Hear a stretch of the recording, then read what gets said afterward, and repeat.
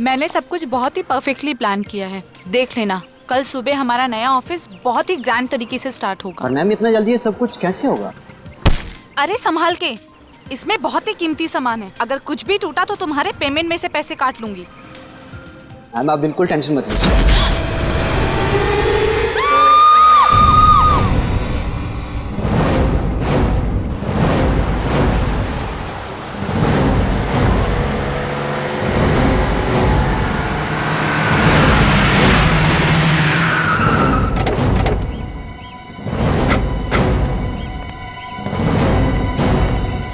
Excuse me, एक minute.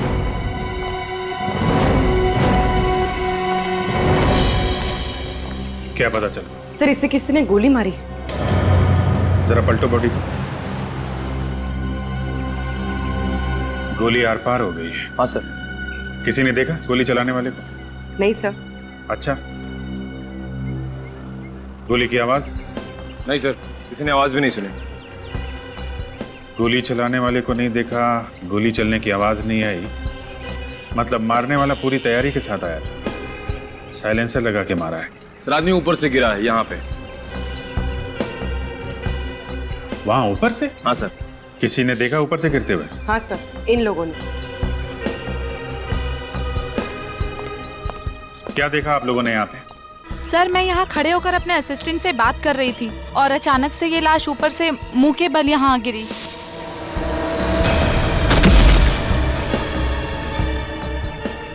गोली चलने की आवाज सुनी आप लोगों ने? जी नहीं सर। चीखने चिल्लाने की? जी बिल्कुल भी नहीं। कौन है ये आदमी, आप लोग जानते हैं? नहीं सर। नहीं सर। ये यहाँ काम नहीं करता क्या? I don't think so. नहीं सर।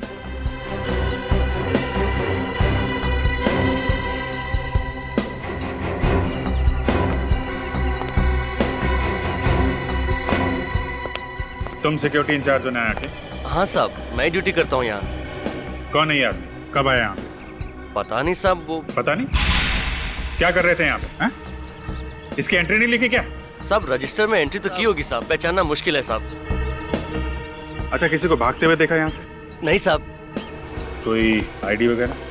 सर आईडी वगैरह तो नहीं है। पैंट के अंदर वाली जेब में ये ड्रग्स का पैकेट है। ड्रग्स का पैकेट? सर ये देखिए।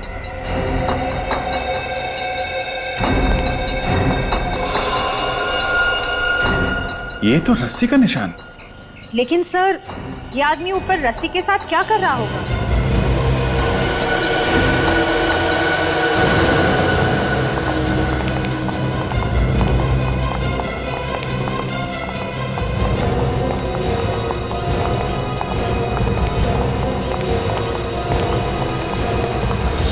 सर एक और लाश।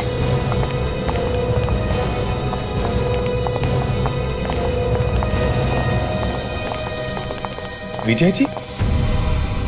सर आप जानते हैं इन्हें? हाँ, ये एक रिटायर्ड पुलिस ऑफिसर है। पिछले साल ही रिटायर हुए थे। Retired police officer? सर यहाँ क्या करने आए होंगे? सीने पे गोली मारी है। सर इनको भी गोली आर पार हो गई, पहली लाश की तरह। माय गॉड, इनको भी गोली मारी,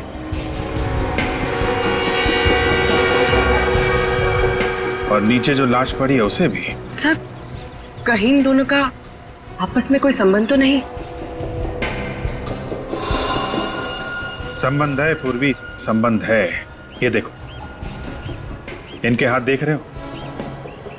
इनके हाथ पे भी वैसा ही रस्सी का निशान है जैसा नीचे वाली लाश पे।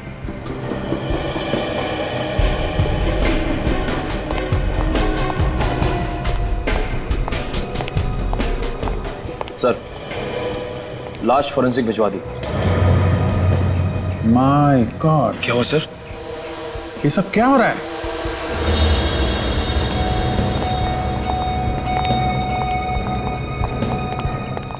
तीन लाशें। सर इसे भी गोली मारी है।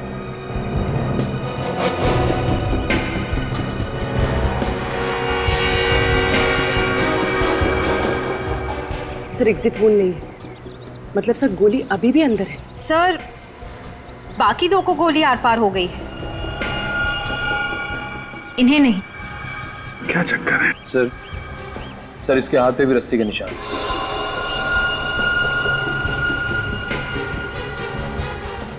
एक बात नोट की तुम लोगों ने? तीनों के हाथ में रस्सी के निशान है, तीनों को गोली लगी है, लेकिन तीनों को गोली अलग अलग जगह पे लगी है। जो आदमी नीचे पड़ा है उसको गोली सीने के निचले भाग पे लगी है, विजय जी को सीने के बीच में, और इस आदमी को गले में। 3 गोलियां 3 अलग अलग जगह पे। सर हो सकता है खूनी 3 अलग अलग लोग हों। हो सकता है, मगर कितनी अजीब बात है, 3 खून हुए हैं यहाँ पे और किसी ने भी खूनी को देखा नहीं। इधर आओ। जी साहब। इन्हें पहचानते हो? साहब ये तो विक्रम जी हैं। विक्रम जी? कौन है ये? इनका ऑफिस नीचे ही है। नीचे ही ऑफिस? जी। निखिल, इसके साथ जाओ और ऑफिस में से किसी को लेके आओ यहाँ पे। सर आइए।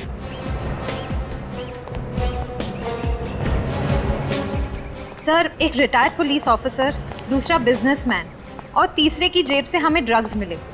ये तीनों टेरेस पे क्या कर रहे थे? सर शायद ये विक्रम ड्रग्स लेता हो और दूसरे आदमी से खरीदता हो, जो शायद एक ड्रग डीलर हो। हम अगर एक retired police officer Vijay ji, ये यहाँ पे क्या कर रहे थे?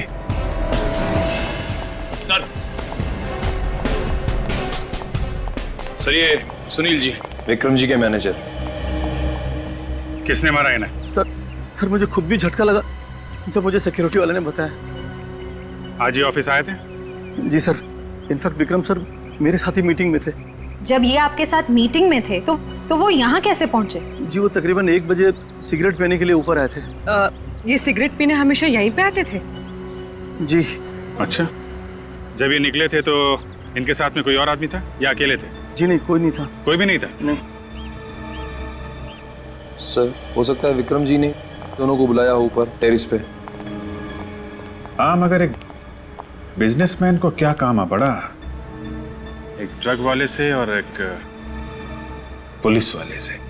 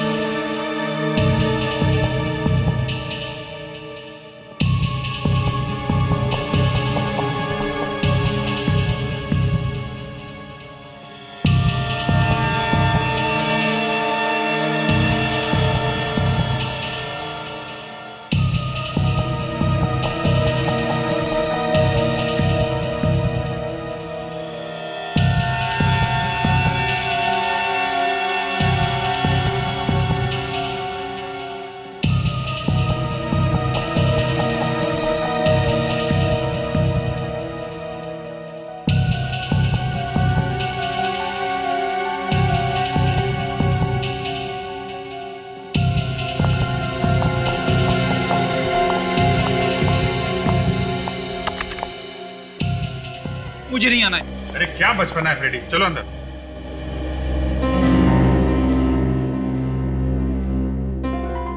मैं नहीं आऊंगा, मुझे नहीं आना है। अरे नाराज होने से क्या फायदा है यार? बात कर लेते हैं डॉक्टर साहब से। क्या हुआ? आज फ्रेडी सर के मिजाज क्यों खराब है? अब क्या बताऊं तारिका जी, ये डॉक्टर साहब, इनकी वजह से हो रहा है सब। क्या डॉक्टर साहब, क्या कह दिया आपने? फ्रेडी को अंदर आने के लिए तैयार नहीं है। कमाल करते हो यार, मैंने क्या कह दिया भाई? ए फ्रेडी यहाँ इधर इधर, कम कम।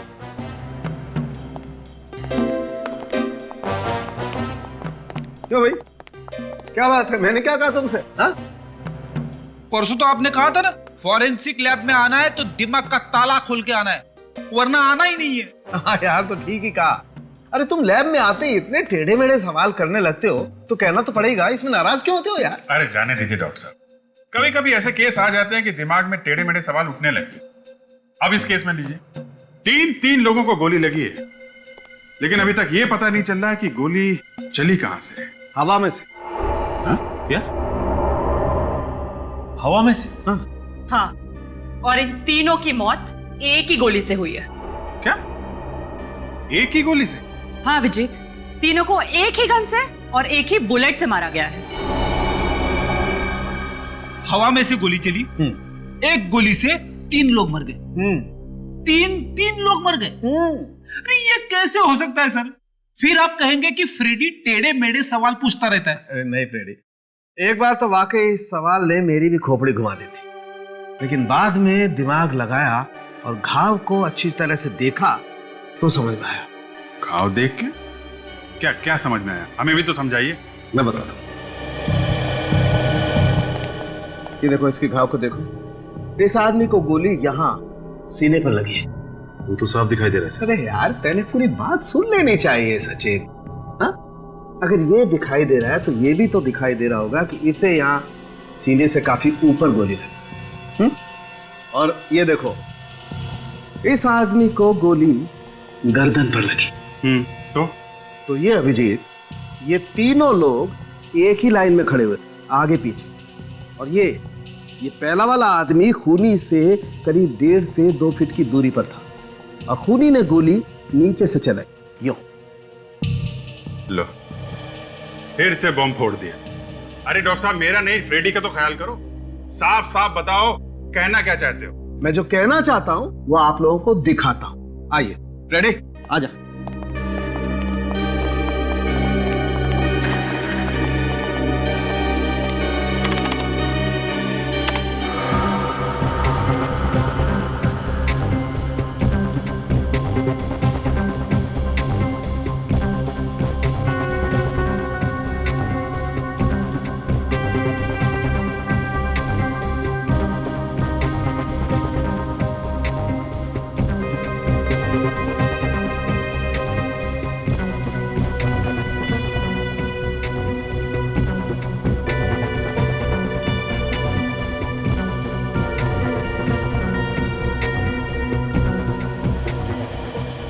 तीनों अपनी मौत को खींच रहे थे। सर, मेरी समझ में ये नहीं आ रहा है कि उन तीनों मरने वालों का आपस में कनेक्शन क्या है। फ्रेडी एक एक्स पुलिस ऑफिसर विजय है, दूसरा बिजनेसमैन विक्रम, और तीसरा वो आदमी जिसके पास से हमें ड्रग्स मिले थे। तीनों के तीनों एक साथ उस बिल्डिंग के छत पर थे। क्यों? कोई ना कोई कनेक्शन तो जरूर होगा ना उस तीनों के बीच में, इसीलिए तो वहां उस छत पर थे एक साथ। सर, ड्रग्स का चक्कर हो सकता है, शायद वहां कोई ड्रग डील हो रही हो। अगर ऐसा है तो फिर वो एक्स पुलिस ऑफिसर वहां पे कर क्या रहा था? हो सकता है वो एक्स पुलिस ऑफिसर उस ड्रग का गैंग मेंबर हो, या फिर ये भी हो सकता है कि वो किसी का पीछा कर रहा हो। लेकिन हमें पता लगाना चाहिए उस तीसरे आदमी का, वो तीसरा आदमी जिसके पास से वो ड्रग्स मिले थे, वो कौन है? मगर सर, उन तीनों को इतनी प्लानिंग करके मारा किसने होगा? मारा जिसने भी हो, पर वो वहां शायद सिर्फ एक को मारने आया होगा और बाकी के दोनों बस गेहूं में घुन की तरह पिस गए। हाँ रजत, हो भी सकता है और नहीं भी, लेकिन एक बात पक्की है कि उन तीनों के हाथों पर रस्सी के निशान थे। रस्सी के तीनों के तीनों करने क्या गए थे रस्सी के साथ बिल्डिंग के छत पर? चक्कर क्या है रस्सी का? एक बात और, विक्रम के मैनेजर ने हमने बताया था कि उसने कभी भी विक्रम के मुंह से विजय का नाम नहीं सुना था। मतलब विक्रम विजय को जानता नहीं था, है ना? जी सर। हो सकता है विजय विक्रम को जानता हो, तो पता लगाओ। देखो देखो क्या संबंध था विजय और विक्रम के बीच में, क्या संबंध था?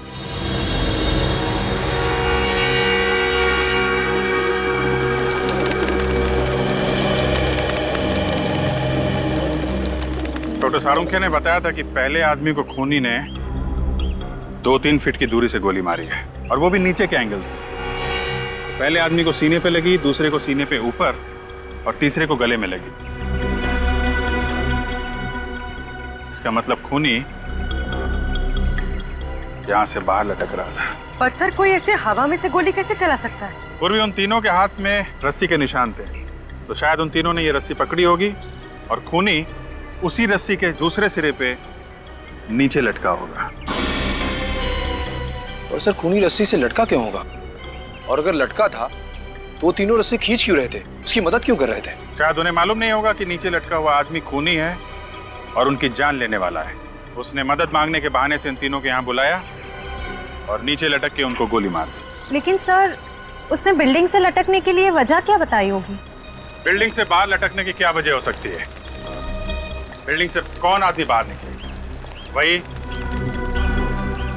जो साफ सफाई का काम कर रहा हो, बिल्डिंग का काम कर रहा हो या फिर पेंटिंग का काम कर रहा हो। शोभा जी, क्या विजय जी किसी बात को लेकर परेशान थे?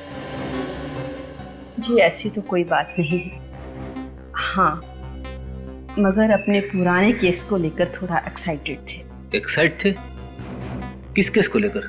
जी ये तो मुझे पता नहीं है, क्योंकि काम की बातें वो मेरे साथ डिस्कस नहीं करते थे। जी, विजय जी किसी विक्रम नाम के आदमी को जानते थे? ये नाम तो मैंने उनके मुंह से कभी नहीं सुना। कल घर से निकलने से पहले उन्होंने कुछ कहा था आपको, या फिर बताया हो कि वो कहाँ जा रहे हैं? जी बताया तो कुछ नहीं, लेकिन हाँ निकलने से पहले एक फोन आया था। फोन मोबाइल पे आया था या लैंडलाइन पे? जी वो लैंडलाइन पर। ये फोन कितने बजे आया होगा? यही 12 साढ़े 12 के करीब। फ्रेडी चेक करो, देखो 12 से 12:30 के बीच किस नंबर से फोन आया था।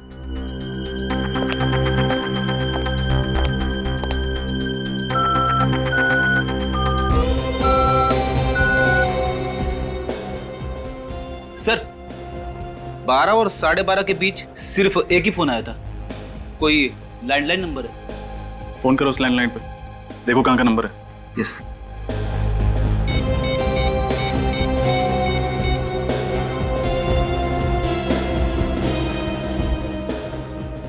हेलो, हाँ अब कहाँ का नंबर है ये? क्या? Okay thanks. क्या हुआ सर? जिस नंबर से विजय जी को फोन किया गया था वो विक्रम के ऑफिस का है। क्या? विक्रम के ऑफिस का? विक्रम के ऑफिस से किसने फोन किया होगा और क्यों? अरे सुनो। सलाम साहब। सलाम। अच्छा इस बिल्डिंग में कल कुछ काम चला था, पेंटिंग का, वेल्डिंग का या साफ सफाई का? हाँ साहब, वेल्डिंग का काम चल रहा था। कहाँ पर? 7वें माले पर विक्रम जी का ऑफिस है ना, उसके विंडो के बाहर काम चल रहा था। अच्छा ये वेल्डर छत से लटक के काम कर रहा था? हाँ साहब, लटक के काम कर रहा था। नाम क्या है उसका? रहता कहाँ है?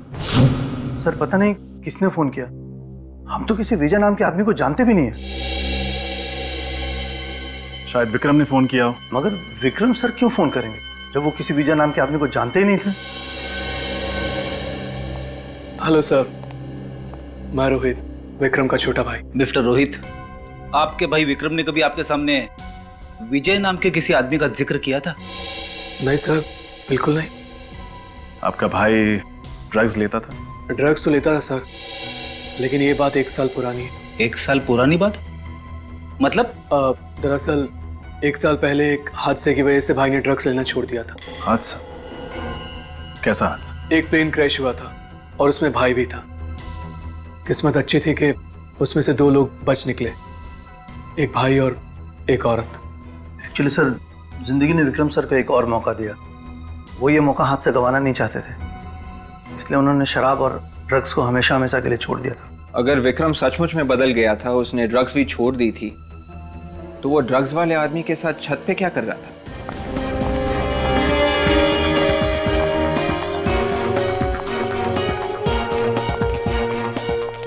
सर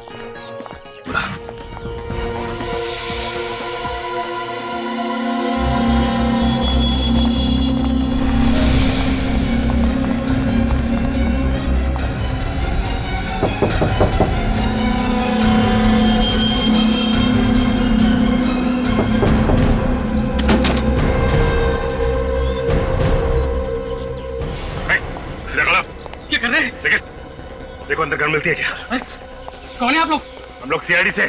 सीधा खड़ा रहे। लेकिन मैंने क्या है? अभी पता चल जाएगा। तिगड़ी स्क्वायर बिल्डिंग में तू वेल्डिंग का काम करने गया था ना? जी मैं ही गया था 7th फ्लोर पे, लेकिन मैंने क्या है? खून किया है तूने? खून? हाँ, 3 लोगों का खून किया है तूने। नहीं साहब, मेरा विश्वास कीजिए, मैंने कोई खून नहीं किया। देख, झूठ मत बोल, सच सच बता। अरे साहब, मैं क्यों झूठ बोलूंगा? मैं तो दोपहर 1 बजे खाना खाने गया था और जब लौट के वापस आया तो गार्ड ने कहा कि अंदर मत जाओ, खून हो गया है, काम मत करो, जाओ। फंसने के बाद हर अपराधी ऐसे ही कहता है। सच तो ये है कि तूने उन तीनों का खून किया और वहाँ से भाग गया। नहीं मैडम, मेरा विश्वास कीजिए, मैंने कोई खून नहीं किया है। फिर एंट्री बुक में बाहर जाने का टाइम क्यों नहीं लिखा? मैं जल्दी में निकल गया था और वैसे भी खाना खाने के बाद वापस काम पे ही आना था, इसीलिए मैंने साइन नहीं किए। अच्छा आप ये बताइए, कल विक्रम से मिलने कौन कौन आए थे? सर रोज की तरह कल भी 10-12 मीटिंग्स थी उनकी। कोई खास बात उन मीटिंग्स के बारे में? वैसे तो कोई खास बात नहीं थी, लेकिन बहुत दिनों बाद कल ध्रुव सर आए थे। ये ध्रुव कौन है? सर ध्रुव भाई का x business partner. X business partner? हाँ सर, दरअसल 1 साल पहले भाई से उसने पार्टनरशिप तोड़ दी थी। क्यों? सर ध्रुव पाई के लिए मोहताज हो गया था और उसे लगता था कि इसकी वजह विक्रम है, जिसने सारा पैसा अपने नाम कर लिया। सर उस वक्त ध्रुव सर ने विक्रम सर को जान से मारने की धमकी भी दी थी। कहाँ मिलेगा ये ध्रुव? सर घर के अंदर कोई गन नहीं मिली। साहब मेरा विश्वास कीजिए, मैंने कुछ भी नहीं किया है। अगर तुमने कुछ नहीं किया तो फिर खूनी ने तुम्हारा ही फटा और तुम्हारी रस्सी कैसे इस्तेमाल की? सर ये सब मुझे नहीं मालूम, लेकिन खून मैंने नहीं किया है साहब, मैंने खून नहीं किया। एक बात बताओ, जब तुम वहाँ पे काम कर रहे थे तब तुमने किसी ऐसे आदमी को देखा जो तुम पे नजर रख रहा हो, खास करके उस समय जब तुम छत के आसपास रहे हो? नहीं साहब। अगर ये सच कह रहा है तो इसका मतलब यह है कि इसके जाने के बाद 1 बजे खूनी वहां पे आया और इसी की रस्सी और इसी का फट्टा इस्तेमाल किया और इसके आने से पहले खून करके वहां से निकल गया।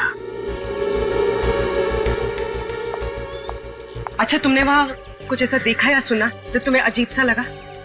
मैडम 7th फ्लोर की खिड़की के बाहर में वेल्डिंग कर रहा था कि मुझे अचानक अंदर से कुछ गिरने की आवाज आई। ऐसा लगा कुछ गिर के टूट गया हो और शायद वहां पर कुछ लोगों के लड़ाई झगड़े की भी आवाज आ रही थी, मगर वो लोग किस बारे में बात कर रहे थे, क्या बोल रहे थे, ये मेरी कुछ भी समझ में नहीं आया। अच्छा ये सब हुआ कितने बजे? सर यही करीब 11 साढ़े 11 बजे। 11 साढ़े 11 बजे? अच्छा ये बताओ कि कल 11 साढ़े 11 के बीच तुम विक्रम के ऑफिस में गए थे? हाँ गया था। क्यों? कुछ काम था। वही तो पूछ रहा हूँ, क्या काम था? आप लोगों को इससे क्या लेना देना है? लेना देना है मिस्टर, इसीलिए तो पूछ रहा हूँ, क्या काम था? आप लोग तो दादागिरी कर रहे हैं मेरे साथ। ये दादागिरी नहीं मिस्टर ध्रुव, शराफत से पूछ रहे हैं, बता दीजिए। कुछ पर्सनल काम था। देखिए ये घुमा फिरा के बातें करना बंद कीजिए और शराफत से वो बताइए जो हम पूछ रहे हैं, क्योंकि अगर हम दादागिरी पे उतर आए ना तो तोते की तरह बोलना शुरू कर देंगे आप।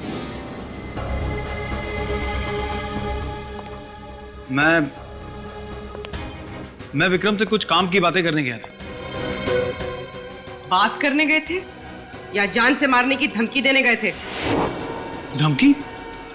मैं भला उसको धमकी क्यों दूंगा? तो फिर तुम दोनों के बीच में झगड़ा किस बात पे हुआ? सर वो झगड़ा नहीं था, एक मामूली सा आर्ग्यूमेंट था। अच्छा मामूली सा आर्ग्यूमेंट था? हा? ये तो काफी महान इंसान मालूम होता है। आपके लिए चीखना चिल्लाना, चीजों को तोड़ देना, ये सब एक छोटी सी आर्ग्यूमेंट। मैं सच कह रहा हूं, मेरा यकीन कीजिए, हमारी बहस जरूर हुई थी लेकिन उसके बाद सुलह भी हो गई थी। सुलह नहीं हुई थी, बल्कि उस मामूली कहा सुनी के बाद तुमने उसका खून कर दिया। देखिए मैडम, मैं मानता हूं कि मेरा विक्रम के साथ आर्गुमेंट हुआ था और मैंने गुस्से में वाद भी तोड़ा था, लेकिन इसका मतलब ये तो नहीं कि मैं उसका खून कर दूंगा। फिर किसने किया खून? मुझे नहीं मालूम सर, विक्रम मेरा दोस्त था, मैं भला उसका खून क्यों करूंगा? दोस्त? मगर विक्रम के साथ तुम्हारी पार्टनरशिप टूटे हुए 1-1.5 साल हो गए ना, और तुमने कसम भी खाई थी कि तुम उसे बर्बाद कर दोगे। वाह क्या दोस्ती है। लेकिन वो तो काफी पुरानी बात है और कभी गुस्से में कह दिया होगा। तो फिर तुम्हारी विक्रम के साथ कहां सुनी किस बात पे हो गई थी? सर मैं विक्रम के ऑफिस अपना कंपनसेशन लेने गया था, जो कि मुझे हर कीमत पर चाहिए था, मगर क्या? मगर सर विक्रम ने कंपनसेशन देने के लिए साफ इनकार कर दिया। उल्टा वो तो मुझे अपने ऑफिस से बाहर निकालने की बात करने लगा। फिर क्या हुआ? फिर सर मैंने विक्रम को उसके किए हुए सारे फ्रॉड याद दिलाए। वो तुरंत मेरे सारे नुकसान की भरपाई करने को तैयार हो गया। भरपाई करने को तैयार हो गया? हाँ सर, उसने चेक भी काट के दिया मुझे। चेक दिखाओ। हाँ सर। सर इससे पहले मैंने कई बार विक्रम को उसके फ्रॉड की याद दिलाई, लेकिन हमेशा वो पैसे देने में आनाकानी करता रहा। फिर इस बार कैसे उसने चेक काट कर दे दिया? सर मैं खुद भी बड़ा हैरान हूं कि ये सब कैसे हो गया। कहीं विक्रम बदल तो नहीं गया? ये देखिए सर, विक्रम के साइन भी है। ये भी तो हो सकता है कि ये चेक तुमने विक्रम से जबरदस्ती लिया। सर अगर जबरदस्ती करनी होती तो काफी पहले कर चुका होता। अच्छा, कल दोपहर 1 से 2 बजे के बीच में तुम कहाँ थे? मैं एक बिजनेस मीटिंग में था। आप चाहें तो पूछ सकते हैं। वो तो हम पूछ ही लेंगे, लेकिन आप ये बताइए कि आपने विक्रम के आसपास ऐसा कुछ देखा या सुना जो अजीब सा लगा? हाँ सर, मैं जब विक्रम के ऑफिस से बाहर निकल रहा था तो मैंने विक्रम को किसी से फोन पे बात करते हुए सुना था। क्या बात कर रहा था? सर वो बड़ी टपोरी लैंग्वेज में बात कर रहा था। लेकिन वो बात किससे कर रहे थे? किससे? भीकू, भीकू नाम के किसी आदमी से बात कर रहा था।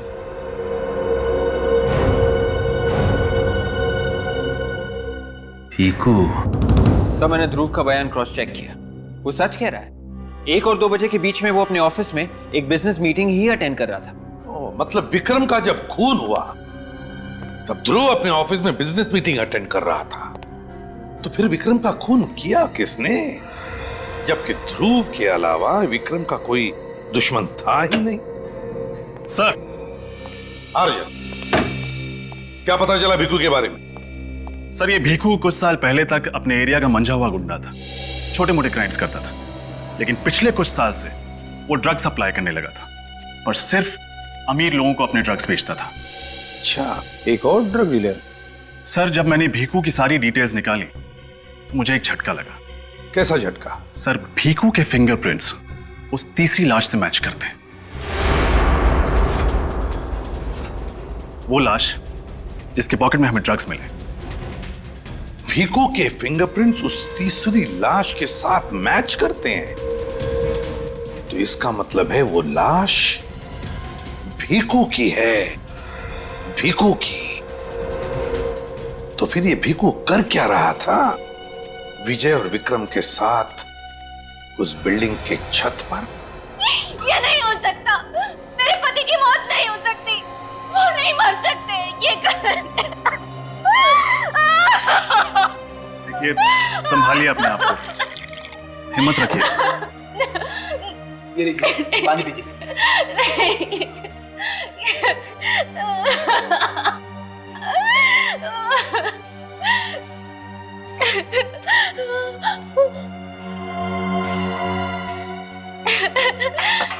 किसने मारा मेरे पति को? कौन है? कौन है? मैं उसे नहीं छोड़ूंगी।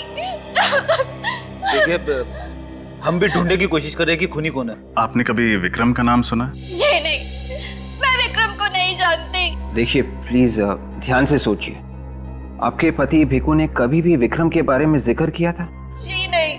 आप कम से कम ये तो जानती होंगी कि भीकू ड्रग्स का धंधा करता था। जी ड्रग्स का धंधा करते थे। पिछले 7-8 महीने से वो एकदम सुधर गए थे। सुधर गए?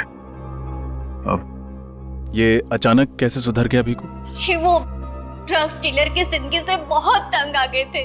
तंग आ गया था या कोई और बात थी? जी वो तो मैं नहीं जानती कि कोई और बात थी या नहीं, मगर उन्होंने मुझसे कहा था कि अब हमें ये सब करने की कोई जरूरत नहीं है। इसलिए क्यों? ऐसा क्या मिल गया था भीकू को जो वो गलत धंधे छोड़ने को तैयार था? उन्हें हर हफ्ते एक अच्छी खासी रकम मिल जाती थी जिसमें हम लोग आराम की जिंदगी जी लेते थे। अच्छी खासी रकम, वो भी हर हफ्ते? कहाँ से आते थे ये पैसे? जी वो मुझे नहीं मालूम, पर वो हर हफ्ते एक पैसों का पैकेट लेकर आते थे। पैसों का पैकेट? ये पैकेट होंगे आपके पास? जी। जरा दिखाएंगे कैसे हैं ये पैकेट? जी।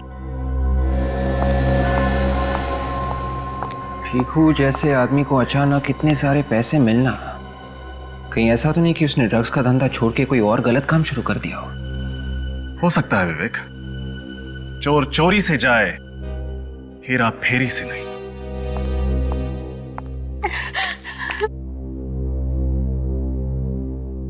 अरे ये तो विक्रम की कंपनी का इन्वेलप है। मतलब भीखू को पैसे विक्रम देता था, मगर क्यों? ये इन्वेलप कब लाया था वो? जी परसों लाए थे। परसों? एक काम करते हैं, इन नोटों की गड्डियों पर उंगलियों के निशान होंगे, उनसे पता चल जाएगा कि ये पैसे विक्रम ने दिए थे या किसी और ने।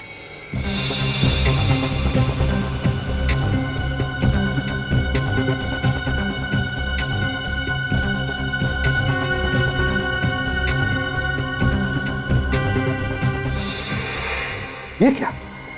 नोटों के बंडलों के ऊपर रघु की उंगलियों के निशान? हाँ सर। मगर रघु की तो 1 साल पहले प्लेन क्रैश में मौत हो गई थी, तो फिर उसकी उंगलियों के निशान कहां से आए? वही तो फ्रेडी, वही तो। रघु की उंगलियों के निशान आए कैसे और कहां से?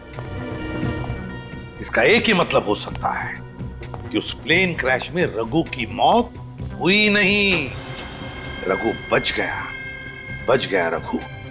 वरना एक दिन पहले लाए हुए नोटों के बंडलों पर उसकी उंगलियों के निशान आएंगे कहां से? रघु बच गया उस प्लेन क्रैश में, रघु बच गया। लेकिन उस प्लेन क्रैश में विक्रम भी तो था। उस प्लेन क्रैश में विक्रम भी तो था ना, वो भी तो बच गया था। हाँ सर, उस प्लेन क्रैश में 2 ही लोग बचे थे, एक औरत और दूसरा ये विक्रम। एग्जैक्टली, वही तो। कैसे? मेरा तो दिमाग घूम गया सर। अब उस प्लेन क्रैश में सिर्फ एक आदमी बचा था। रघु अगर जिंदा था तो विक्रम की मौत हो जानी चाहिए थी ना। मगर सर विक्रम की लाश तो हमें उस बिल्डिंग की छत से मिली थी। सब समझ में आ रहा है, सब समझ में आ रहा है। वे एक काम करो, रघु की उंगलियों के निशान विक्रम की लाश की उंगलियों के निशान के साथ मैच करके देखो, सब साफ हो जाएगा। Yes sir. देखो,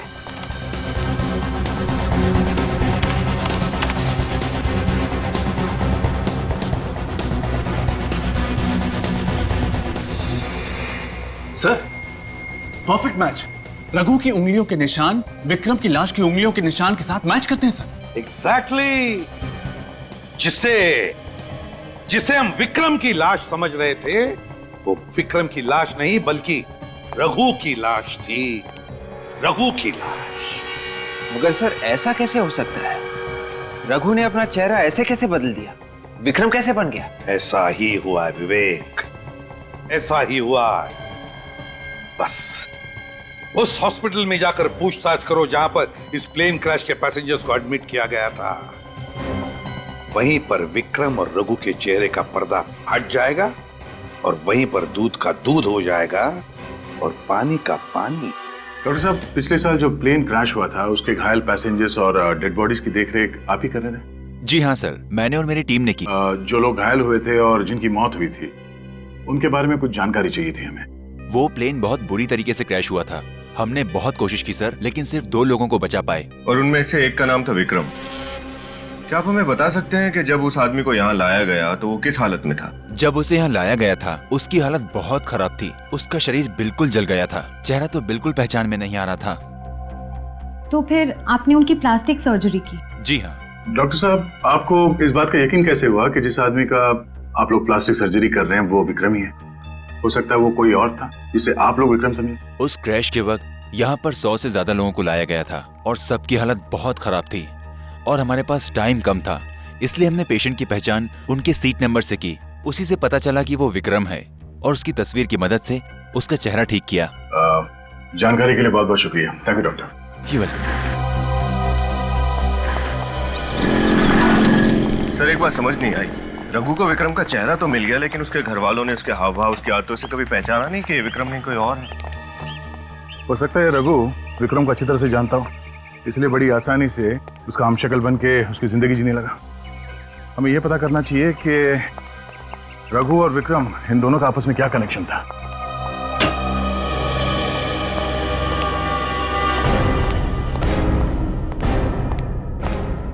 सर, हाँ, रघु और विक्रम एक दूसरे को जानते थे। क्या? यस सर, रघु एक गैंगस्टर था और विक्रम के बिजनेस के लिए छोटे मोटे गैर कानूनी काम करता था। और सर, रघु की फ्लाइट की टिकट भी विक्रम की कंपनी ने बुक की थी। अच्छा, देखा किस्मत ने कैसे एक गैंगस्टर को बिजनेसमैन बना दिया। और मौके का फायदा उठाते हुए रघु चुपचाप विक्रम की जिंदगी जीने लगा। सर, रघु और भिखू भाई भाई थे, शायद इसलिए रघु ने भिखू को छत पे बुलाया होगा। मगर एक्स पुलिस ऑफिसर विजय को क्यों बुलाया होगा? सर, मैंने विजय के कुलीग से पता किया कि एक जमाने में रघु विजय का इन्फॉर्मर हुआ करता था। रघु विजय का इन्फॉर्मर हुआ करता था? बस, तो रघु ने विजय को बुला लिया होगा कुछ इन्फॉर्मेशन देने के लिए। सर, और एक बात। वो क्या? अब तक हमें लग रहा था कि खूनी विक्रम को मारना चाहता था। सर, यह भी तो हो सकता है कि खूनी को ऑलरेडी पता हो कि विक्रम नहीं रघु है और वो दरअसल रघु को मारना चाहता हो। मगर सर, ऐसा कौन हो सकता है जो ये सब कर रहा है? सर, रघु को परसों रात किसी ने अपने घर में जाते हुए देखा है। लेकिन सर, रघु अपने घर क्यों जाएगा? वो अगर वहां जाता है तो उसका पर्दाफाश नहीं हो जाएगा? लोगों को यह नहीं पता चल जाएगा कि वो विक्रम नहीं रघु है? रजत, जरूर इस रघु के घर में कोई ऐसी चीज छुपी हुई है जिसे मिलते ही रघु का पर्दाफाश हो सकता है। लेकिन क्या हो सकती है वो चीज? ढूंढो उस चीज को, अच्छी तरह से तलाशी लो रघु के घर की, तलाशी लो।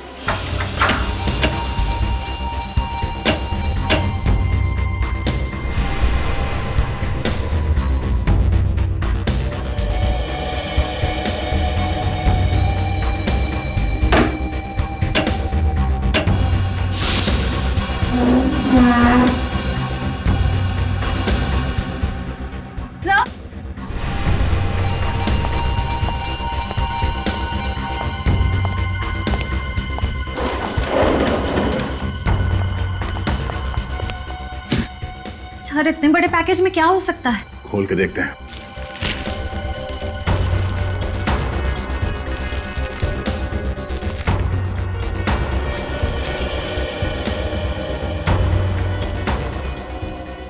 पेंटिंग्स? काफी महंगी पेंटिंग्स है ये। इतनी महंगी पेंटिंग्स ये रघु के पास कहां से आई? रघु तो अभी विक्रम बन के घूम रहा है ना। और सर, अब उसके पास इतने पैसे हैं कि वो ये पेंटिंग्स आसानी से खरीद सकता है। हम मगर रघु ने ये पेंटिंग्स यहाँ पे छुपाया क्यों? अगर ऐसा होता तो अपने घर पे सजा के रखता। सर, फिर पता कैसे चलेगा कि ये पेंटिंग्स इस रघु तक कैसे पहुंची? एक आदमी है जिसे मैं जानता हूँ, वो बता सकता है इन पेंटिंग्स के बारे में।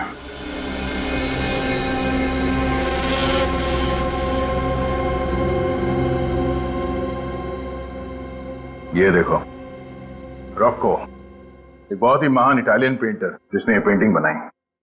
अरे वाह सर, मुझे पता नहीं था आपकी पेंटिंग्स में इतनी दिलचस्पी है। हाँ, जब कभी टाइम मिल जाता है। वैसे ऐसा होता बहुत कम है, मेरे भी हॉबीज हैं। दया के पेंटिंग में इंटरेस्ट लेने का श्रेय थोड़ा बहुत मुझे भी जाता है। नमस्ते। नमस्ते। ये संजीव जी हैं, world art expert. Sanjeev ji, यही है वो पेंटिंग जिसके बारे में मैंने आपसे बात की। हाँ जी, तो बड़ी कीमती पेंटिंग्स है। इसको रशिया के पेंटर मैरो सामा ने बनाई थी। इनकी कीमत तो करोड़ों में है। इन पेंटिंग्स को लंदन के साउथ में ऑक्शन में बेचा गया था और मैं वहाँ था। आप बता सकते हैं कि ये पेंटिंग्स किसके नाम पे खरीदी गई थी? इनको खरीदने वाला और कोई नहीं, इंडिया के मशहूर आर्ट कलेक्टर यशवंत जी थे। सर, ये यशवंत जी विक्रम के मामा हैं। यशवंत विक्रम के मामा हैं? और संजीव जी, आपने ये क्यों कहा कि यशवंत आर्ट कलेक्टर थे? क्योंकि थे, अब नहीं है। आज से 3 साल पहले आर्म रॉबरी में उनको मार दिया गया था और उनका सारा कलेक्शन लूट के ले गए थे। अगर उनका सारा आर्ट कलेक्शन लूट लिया गया तो फिर ये पेंटिंग्स रघु को कहां से मिली? सर, विक्रम के चाचा यशवंत के घर से जो पेंटिंग चोरी हुई थी, उनका मर्डर हुआ था, उस केस की फाइल।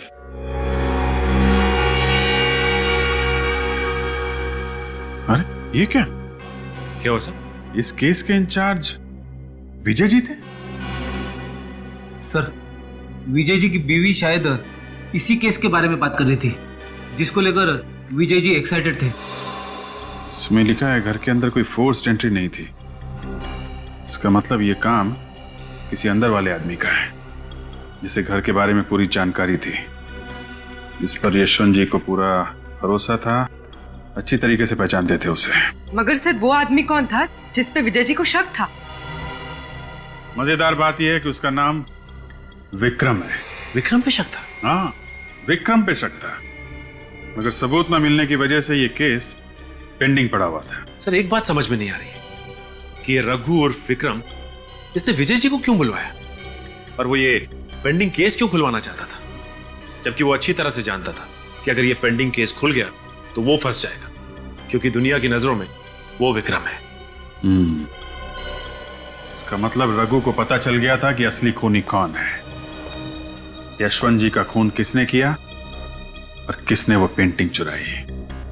वो चाहता था कि असली खूनी पकड़ा जाए, जिसकी वजह से विक्रम का नाम इस केस से साफ हो जाए, रघु बाकी की जिंदगी आराम से गुजार सके विक्रम बन के।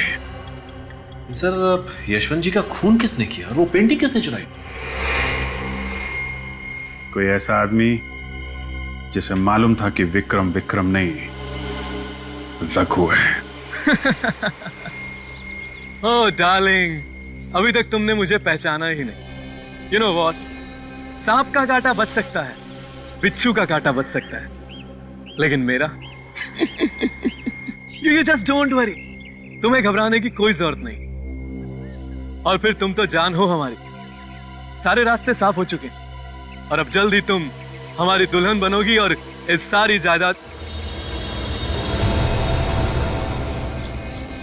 सर आप यहाँ? हाँ, वो शादी का तोहफा देना था।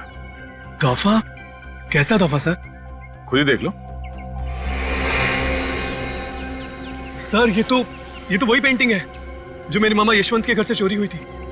हाँ, रघु के घर से मिली, उसी ने चुराई थी। Thank you sir. सर मेरे भाई के कातिल का पता चला? हाँ, पता चल भी गया है और नहीं भी। मतलब ये कि हम जानते हैं खूनी कौन है, पर हम चाहते हैं कि वो खुद ही सब कुछ उगल दे। कौन है सर? किसने मारा मेरे भाई को? शायद तुम।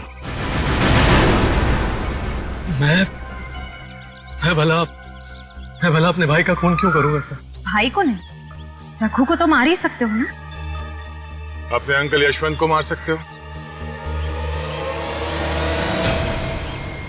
अब जब तुम्हें पता चली गया है तो कोई बात नहीं। पागलपन छोड़ो, गन नीचे करो। मैं खुद को गोली मार लूंगा। ठीक है, तुझे मरने का इतना ही शौक है तो मार ले अपने आप को गोली। हाँ, वैसे भी तुझे फांसी तो चढ़ना ही है, 4 खून किया तुमने। मार गोली अपने।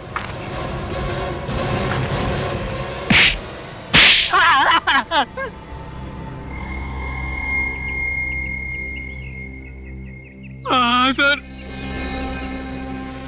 मैं नहीं मारा है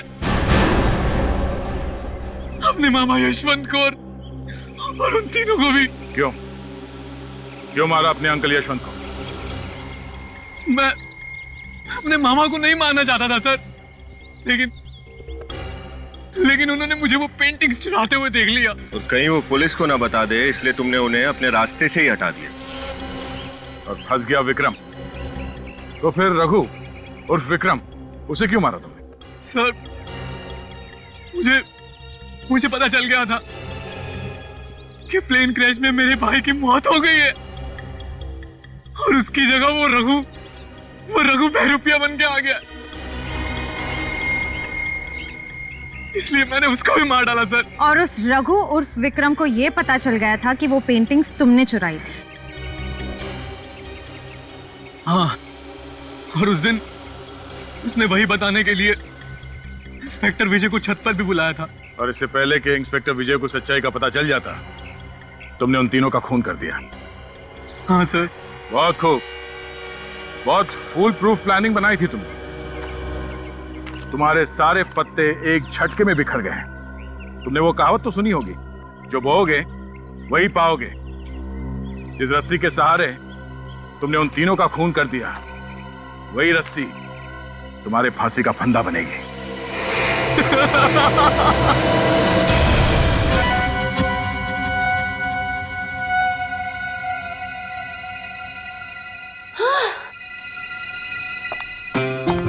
अगर अब ये बिल्डिंग वालों ने लिफ्ट ठीक नहीं कराई ना, सच में नौकरी छोड़ दूंगी मैं। 8वां माला और चलता है, कैसे समझ में आएगा इन लोगों को।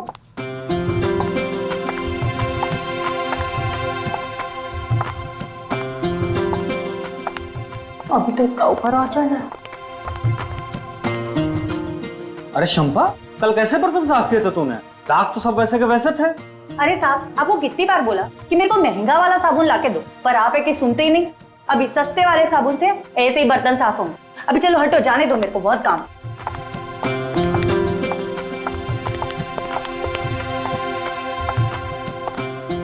पहुंच गए।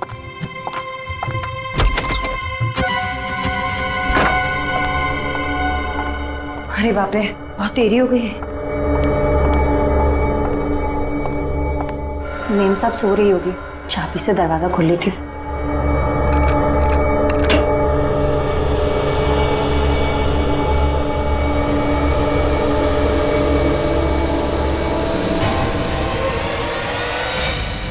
यहाँ कहाँ से आ गई?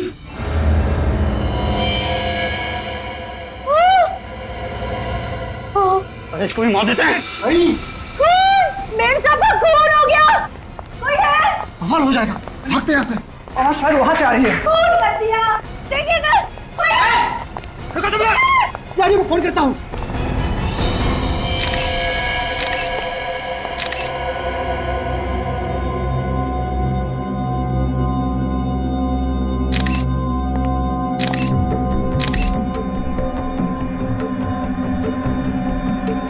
गोली कान के पीछे मारी गई है। चाहते तो गोली सीने पे भी मार सकते थे, कान के पीछे गोली क्यों मारी? हम कोई प्रोफेशनल खूनी नहीं है सर, निशाना चूक गया। क्यों मारा निष्ठा को? निष्ठा हमारी कजिन थी। निष्ठा आप लोगों की कजिन थे, तो फिर मारा किस लिए? अगर नहीं मारते तो और क्या करते सर, और कोई चारा भी तो नहीं था हमारे पास। आ रही हूँ। आई। अरे तुम लोग आ गए, मैं तुम लोग का ही इंतजार कर रही थी। आओ। खुश लग रही है निष्ठा। इतने पैसे मिलने के बाद तो कोई भी खुश होगा। अरे मैं तो मजाक कर रहा था। अरे देखे तो सही, निष्ठा दीदी ने खाने में क्या बनाया है। इतनी तकलीफ उठाने की क्या जरूरत थी निष्ठा? इसमें तकलीफ की क्या बात है? तुम लोग इतने सालों बाद घर आए हो, थोड़ी खातिरदारी तो बनती है। वो तो है, वैसे भी पैसों के लिए रिश्ते थोड़ी तोड़ जाते हैं। ये बात तुमने 16 ने सच कही। पैसे रिश्तों से ज्यादा अहम थोड़ी ना है। अगर तुम वाकई ये सोचती हो कि पैसे रिश्तों से ज्यादा अहमियत नहीं रखते हैं, तो हमें हमारा हिस्सा क्यों नहीं दे देती हो? हिस्सा? कौन सा हिस्सा? अब तो कोर्ट भी मान चुका है कि तुम लोगों का उस जमीन में कोई हिस्सा नहीं है। कोर्ट तो ना समझ है, फैसला तो हम करेंगे। कैसा फैसला? अभी पता चल जाएगा, अभी और इसी वक्त। मतलब तुम लोग नाटक कर रहे थे? तुम लोग यहाँ मुझसे सुलह करने नहीं, बल्कि मुझसे मेरा हक छीनने आए हो। तुम्हारा हक? उस प्रॉपर्टी पे सिर्फ तुम्हारा हक नहीं है, हम सबका बराबर का हिस्सा है उसमें, समझी? नहीं, तुम लोग मुझे डरा धमका के मुझसे मेरी जमीन नहीं छीन सकते। तुम्हें मार कर तो छीन सकते हैं ना। देखो मैं चिल्लाऊंगी। भागने की कोशिश मुझे जाने दो। निष्ठा, बाय बाय। इसकी लाश को ठिकाने लगाना पड़ेगा। शर्म आनी चाहिए तुम लोगों को।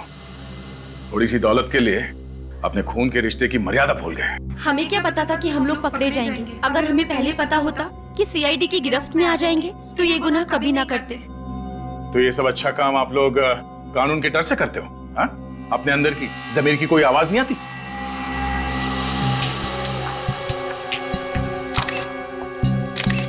सर, ये देखिए गोली यहाँ पे।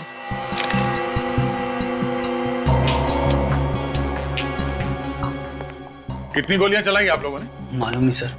मालूम नहीं मतलब? गोलियां तुम लोगों ने चलाई है, तुम लोगों को मालूम होना चाहिए। सर गन पे साइलेंसर लगा था, सोचा कि निष्ठा किसी भी कीमत पर बचनी नहीं चाहिए। बहुत ही घटिया प्लान था तुम लोगों का। तुमने ये भी नहीं सोचा कि सबसे पहला शक तुम लोगों के ऊपर जाएगा। हमने तो सोचा था किसी ऐसी जगह ठिकाने लगा देंगे जहाँ से वो कभी ना मिले। और जब वो कई सालों तक लापता रहती तो सारी जायदाद वैसे ही हमारी हो जाती। जायदाद नहीं, फांसी का फंदा मिलेगा तुम तीनों को। विवेक, ले जाओ ने। चलो आइए इस तरफ, सीधा सीधा। समाज में ये गुनाहों का सिलसिला पता नहीं कब थमेगा।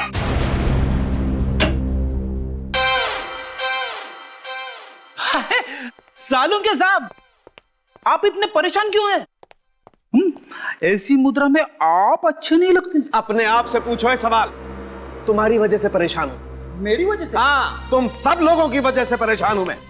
अरे किसी दिन सोचा कि चलो आज छुट्टी मना लेता हूं, अपनी गर्लफ्रेंड के साथ जाकर के पिक्चर देख लेता हूं, एक लाश भेज देते हो यहाँ पर। सालुंके साहब, वाइफ के साथ फिल्म देखने का प्लान तो मेरा भी था, मगर जो काम आपको 2 घंटे में करना चाहिए था उसे आप च्युइंगम की तरह खींचते ही जा रहे। च्युइंगम की तरह खींच रहा हूं मैं? देखो, अगर ये काम तुम्हें इतना आसान लगता है ना तो खुद आकर के कर लिया करो। चुप! मेरे कानों में से धुआं निकल रहा है, मैं फालतू की बात सुनना पसंद नहीं करता। अरे सालुंके साहब, मगर हुआ क्या है? ये तो सीधे सीधे ओपन और शट केस है। उन तीनों खूनियों ने भी अपना गुनाह कबूल कर लिया है। उन तीनों ने खून नहीं किया है। क्या? अब ये आप क्या कह रहे हो सर? उन तीनों खूनियों ने इसका खून नहीं किया? बच गई ना घंटी?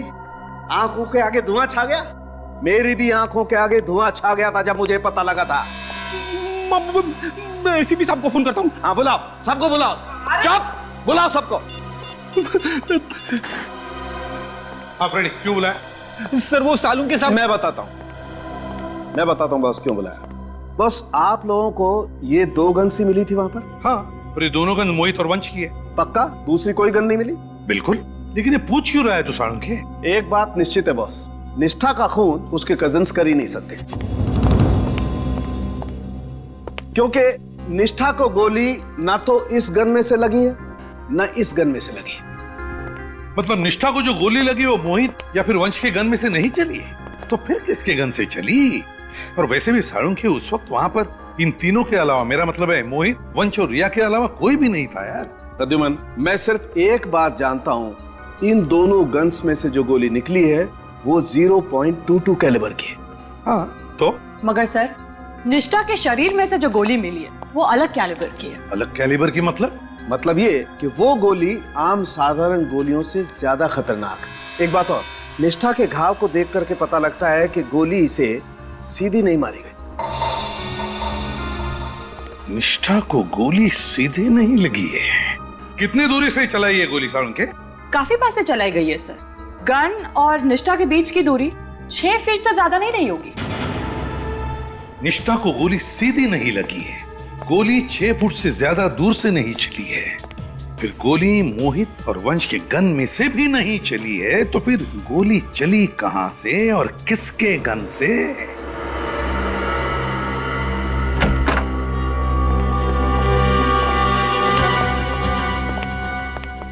एक बात तो साफ है कि निष्ठा को लगी गोली आप लोगों के गन से नहीं चली है, किसी और गन से चली है। आप लोग अभी सोच के बताइए कि उस दिन यहाँ पे एग्जैक्टली हुआ क्या था। सर, निष्ठा यहाँ खड़ी थी और मैंने उसे पीछे से पकड़ रखा था। हाँ सर, मैंने भी इन तीनों को मेम साहब की लाश के साथ इधर ही देखा था। अच्छा, आप लोग भी उसी पोजीशन में खड़े हो जाइए जहां से आप लोगों ने निष्ठा पे गोली चलाई थी। चलिए। सर, हम लोग यहाँ ऐसे बिल्कुल यहाँ पर सर हम लोग खड़े हुए थे। निष्ठा की बॉडी गिरी थी यहाँ पे और गोली उसके दाएं तरफ गर्दन के नीचे। गोली यहाँ दीवार की तरफ से तो चल नहीं सकती, गोली आई कहां से?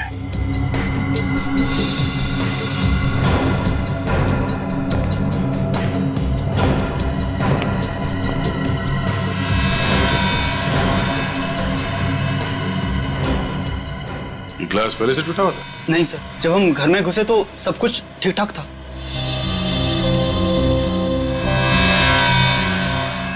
गोली के टकराने का निशान है। गोली शायद यहां से आई है, बाहर से, और यहां पे इस ग्लास से टकराई, यहां दीवार पे टकराई और फिर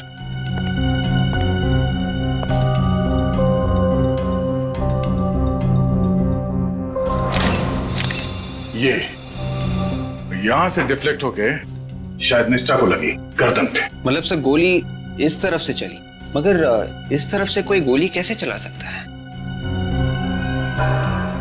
हो सकता है वो खूनी यहां ग्रिल पे कहीं लटकाओ या फिर यहाँ भी छुप सकता है। और सर अगर वो खूनी यहाँ पे छुपा हुआ था तो उसे इस मेन दरवाजे से भागना पड़ता। और अगर ऐसी बात है तो इनमें से कोई ना कोई उसे जरूर देख लेता, मगर ऐसा हुआ ही नहीं है।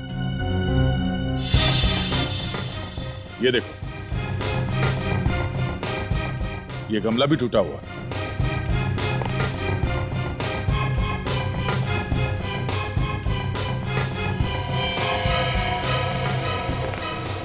गोली का शेल। ओह, इसका मतलब है गोली यहां से चली है। लगता है कोई भरी हुई गन यहां पर गिरी, मिसफायर होकर गोली छूट गई और वहां दीवार पे, फिर वहां से उस दीवार पे और फिर वहां से डायरेक्ट निष्ठा की गर्दन पे जाके लगी। मगर सर कोई लोडेड गन ऊपर से नीचे क्यों फेंकेगा? और सर अगर गोली यहाँ से चली है तो गन तो यहीं होनी चाहिए थी, लेकिन यहाँ तो कोई गन नहीं है। ये बात तो है, यहाँ पे ऐसा कुछ हुआ है जो हमें दिख नहीं रहा है। क्या ये निष्ठा के फ्लैट के ऊपर यहाँ 10वें और 11वें माले पे कौन रहता है? सर 10वें माले पे मनन और शिमोना रहता है। सर उनकी नई नई शादी हुई है, बड़े प्यारे बच्चे हैं। और 11वें माले पर सर वो आक्रोश रहता है, बड़ा ही बदतमीज और खड़ूस किस्म का आदमी है। पहले इनसे मिल लेते हैं। जी सर।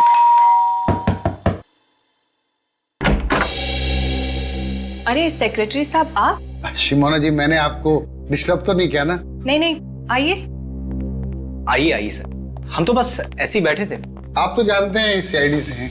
हाँ, कल देखा तो था यहाँ आते हुए। निष्ठा के साथ बहुत बुरा हुआ सर। हम आपके घर की तलाशी लेना चाहते हैं। तलाशी? हमारे घर की क्यों? अरे भाई, घबराने की कोई बात नहीं है, बस तहकीकात है। तहकीकात? कैसी तहकीकात सर? कल आप लोगों ने 3 खूनियों को पकड़ा तो था सर। वो तीनों खूनी नहीं है, खूनी कोई और है। कोई और? अच्छा ये बताइए, कल दोपहर 3 और 4 बजे के बीच आप कहाँ थे? 3 से 4 के बीच? हाँ हाँ, जिस वक्त निष्ठा का खून हुआ था उस वक्त आप कहाँ थे? आप हम पर शक कर रहे हैं? शक नहीं कर रहे, हम पूछ रहे हैं। सर आप सेक्रेटरी साहब से पूछ सकते हैं, हम कल उनके ऑफिस में ही थे। हाँ, ये मेरे ऑफिस में थे। इनके फ्लैट में पानी नहीं आ रहा था और ये चाहते थे कि मैं प्लम्बर को बुलवा के इनके वाटर सप्लाई कनेक्शन को चेक करवाऊं।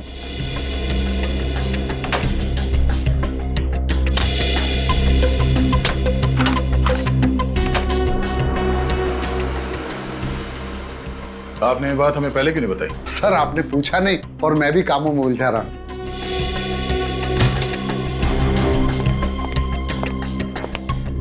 सर घर में कोई भी गन नहीं है।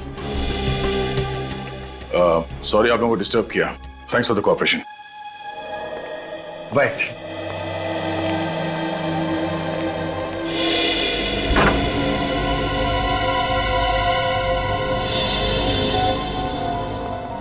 सर इस फ्लैट के ऊपर और कोई फ्लैट बचा नहीं है, शायद वो गन इसी फ्लैट की खिड़की में से गिराई होगी। चलो यहाँ भी देख लेते हैं। अरे सर एक मिनट, सर इस फ्लैट को आप शाम को नहीं देख सकते? क्यों? अभी देखने में क्या प्रॉब्लम? सर इस फ्लैट का मालिक है आक्रोश, बड़ा ही बदतमीज किस्म का आदमी है। दोपहर में उसको कोई परेशान करे ना तो उसे बड़ा गुस्सा। अच्छा हाँ सर। जरा हम भी देखें कितना गुस्सा आता है इसे।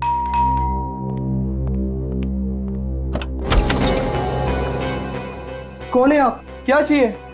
बेटे आपके पापा कहाँ हैं? पापा तो कमरे में सो रहे हैं। उनसे कहो कि जागने का टाइम आ गया है। सीआईडी आइए। सीआईडी मेरे घर में? ओह, हमें तो लगा आप सो रहे हैं। मैं सो या जागो इससे तुम्हें क्या मतलब है? और तुम यूं मुंह उठा के चले आते हो।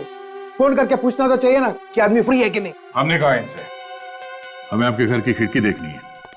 देखिए आप बदतमीजी कर रहे हैं, इस तरह मेरे घर पे आप घुस नहीं सकते। देखिए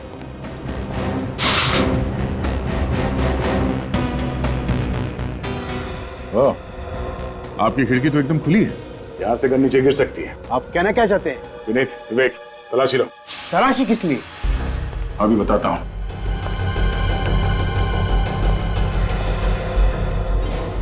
हमें शक है कि निष्ठा का खून आप ही के घर के खिड़की से हुआ है। मेरे खिड़की से? हाँ। निष्ठा का खून तो उसके कजिन्स ने किया है ना? कल आप लोग तो उन्हें साथ ले गए थे। नहीं, निष्ठा का खून उसके कजिन्स ने नहीं किया। किसी ने एक भरी हुई गन ऊपर से नीचे फेंकी, जो निष्ठा के खिड़की पर रखे गमले से टकराई, ट्रिगर दब गया और उसी से निकली गोली से निष्ठा की मौत हुई है।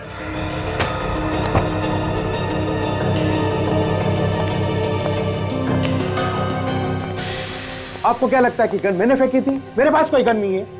सर, गन नहीं मिली। अब तो आपको यकीन हुआ ना? अच्छा ये बताइए कि कल दोपहर 3 और 4 बजे के बीच आप क्या कर रहे थे? This is ridiculous. अब भी आप मुझ पे शक कर रहे हैं? आपने शायद ठीक से सुना नहीं, मैंने आपसे क्या पूछा। कल दोपहर 3 और 4 बजे के बीच आप कहां पर थे? मैं सो रहा था गहरी नींद में। और तुम क्या कर रहे थे? सर मैं तो टीवी पे म्यूजिक चैनल देख रहा था सर। टीवी पे म्यूजिक चैनल देख रहे थे? धीमे वॉल्यूम में देख रहे थे या तेज वॉल्यूम? इससे आपको क्या मतलब है? मैंने सवाल इससे पूछा है, आपसे नहीं। बताओ। सर रॉक म्यूजिक तो तेज आवाज में ही देखते हैं ना। कमाल है, तेज वॉल्यूम में तुम रॉक म्यूजिक देख रहे थे और आप बड़े आराम से सो रहे थे। आप डिस्टर्ब नहीं हुए? हाँ नहीं हुआ। अगर दोबारा आप लोगों ने मुझे बदनाम करने की कोशिश की तो मैं मीडिया को बुला के तुम सबको बदनाम कर दूंगा। अच्छा, अगर निष्ठा के खून में तुम्हारा हाथ हुआ तो चलो।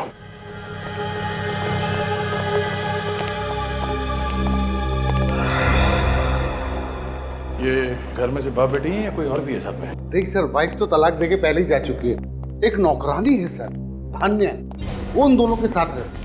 24 घंटे साथ में रहते? जी सर। लेकिन अभी तो घर पे कहीं दिखाई नहीं दी वो। सर बाजार गई होगी। किसानिया से बाद में मिलते हैं। सिर्फ छत बची है, गन वहां से भी गिर सकती है।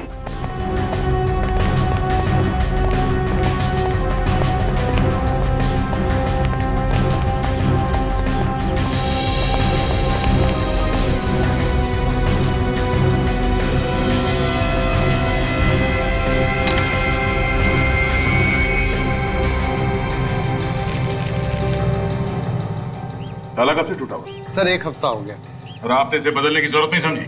मैं सोच ही रहा था बदलवाने का। और इससे पहले आप बदल पाते, उन्हीं ने अपना काम कर दिया।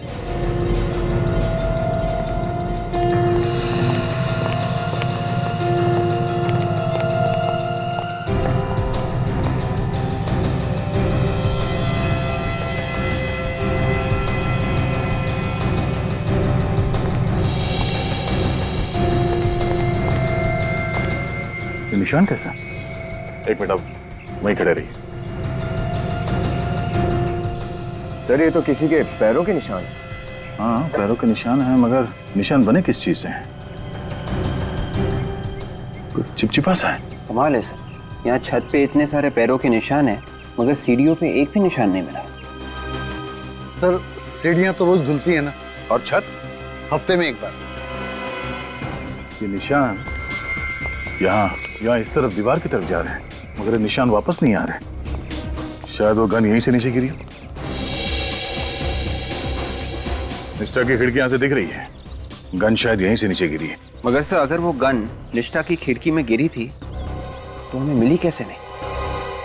लगता है जब निष्ठा की मौत से नीचे भगदड़ मची और लोग इकट्ठा हुए, भीड़ का फायदा उठा के खूनी ने गन गायब कर दी होगी।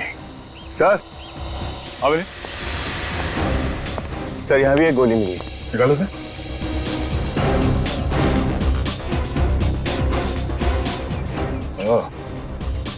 सिर्फ निष्ठा के घर पे एक गोली नहीं चली, यहाँ छत पर भी गोली चली है। इसका मतलब ये है सर, यहाँ एक नहीं 2 खून हुए होंगे।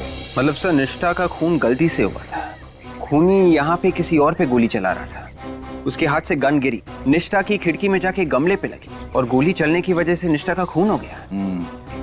लगता कुछ ऐसा ही है।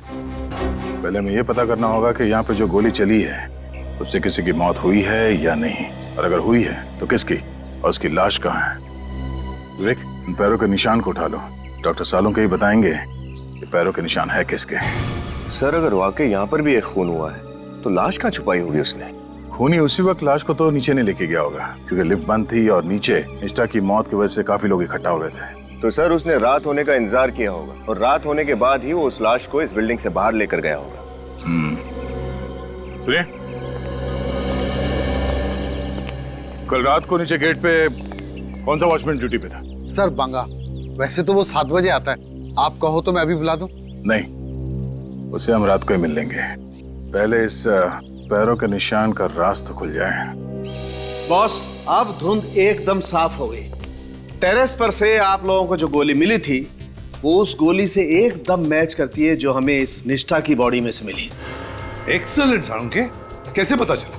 दोनों गोलियां 9 mm की, और दोनों गोलियों पर जो गन की बैरल के खास निशान होते हैं वो मैच करते हैं। इसका मतलब साफ है बॉस, दोनों गोलियां उस एक ही गन से चली।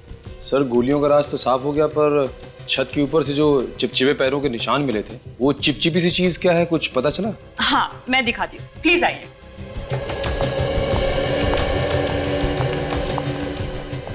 ये देखिए सर, ये है वो चीज। देखिए कैसे पानी के ऊपर तैर रही है। हाँ, ये तो किसी तेल की तरह लगता है।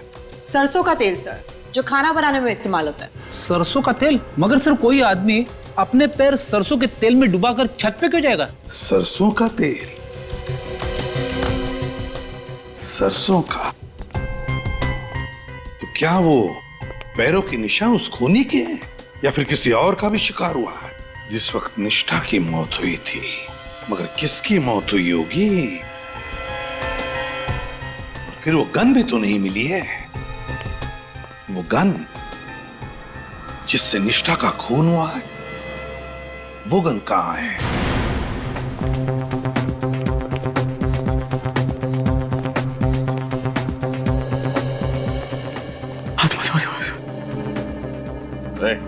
आत्मा, बचाओ बचाओ बचाओ। आत्मा क्या? माफ करना साहब, मैं डर गया था। इतना डर लगता है तुम्हें तो रात की ड्यूटी कैसे करते हो तुम? हाँ साहब, मैं तो ये ड्यूटी करना नहीं चाहता। मैंने सेक्रेटरी साहब को बोल दिया है कि कोई दूसरा वॉचमैन ढूंढ रही। वॉचमैन जब आएगा तब आएगा, अभी तो ड्यूटी पे तुम ही हो ना? हाँ साहब। और कल रात को भी ड्यूटी पे तुम ही थे।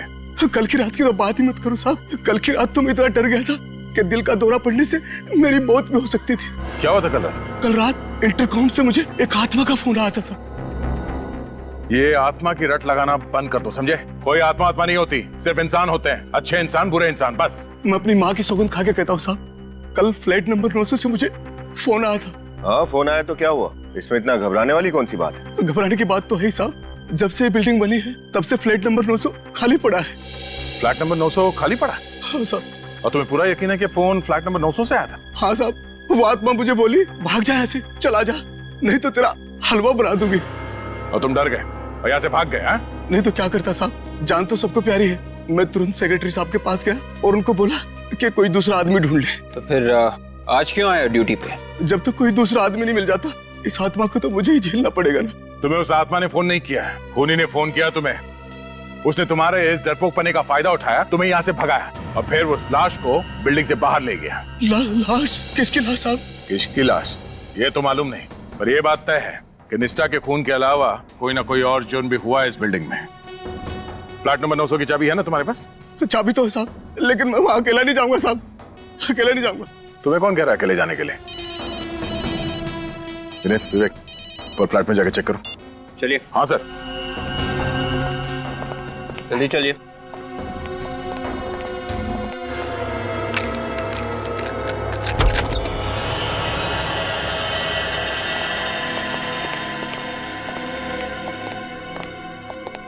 देखो साहब, ये फ्लैट तो सालों से बंद पड़ा है। यहाँ कोई इंसान तो क्या, कोई कबूतर तक नहीं आता। कोई ना कोई कबूतर तो आया है यहाँ।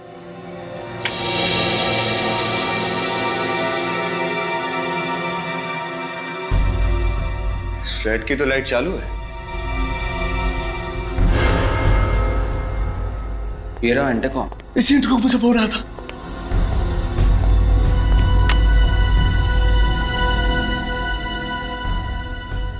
इंटरकॉम भी चल रहा है। एक बात समझ में नहीं आ रही कि ये बंद फ्लैट में बिजली और इंटरकॉम कहां से आए? ये पानी टपकने की आवाज है।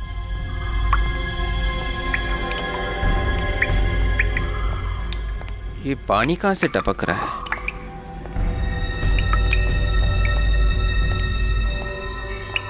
ओह,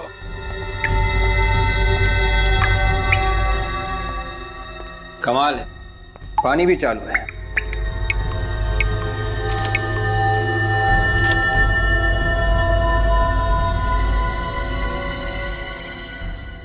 ये क्या है? विवेक,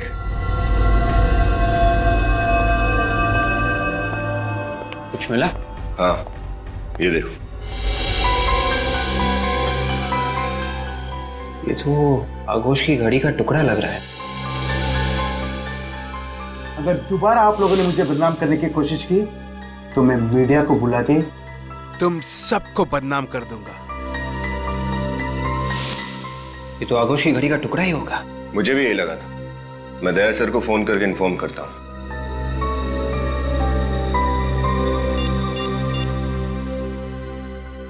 हेलो, क्या सर? इसकी सहमत है कि इस वक्त मेरे घर की घंटी बजा रहे हैं। आप लोग? ये कोई वक्त है किसी शरीफ के घर पे आने का? शरीफों के नहीं, मगर बदमाशों के घर तो आया जा सकता है ना। What nonsense! एक तो आधी रात को मुझे नींद से जगा दिया और मेरे घर पे आके मेरी बेइज्जती कर रहे हो। तकलीफ के लिए माफी चाहते हैं। वो ऐसा है कि हम आपके लिए एक तोहफा लाए हैं। कैसा तोहफा? जरा अपनी घड़ी दिखाइए, रिस्ट वॉच। क्यों? दिखाइए तो सही। बिना घड़ी के तोहफा दिखाने में मजा नहीं आएगा। कौन है पापा? गुड मॉर्निंग बेटा, सीआईडी अंकल। बेटा ड्रॉअर में से जरा मेरी घड़ी लेकर आना। हाँ पापा, लेकर आ। जल्दी लो।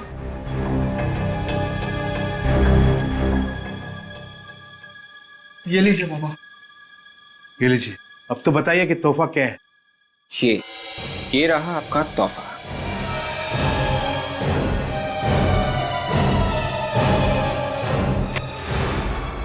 सर, ये तो मेरी घड़ी का है। शुक्र है आपने माना तो सही कि आप ही की गाड़ी का है, वरना हमें तो लगा था कि आप बोलोगे आपका है ही नहीं।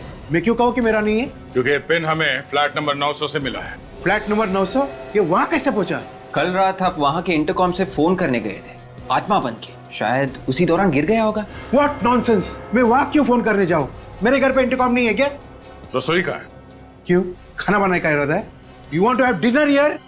अभी पता चल जाएगा। सुनिए, हेलो, सुनिए, हेलो।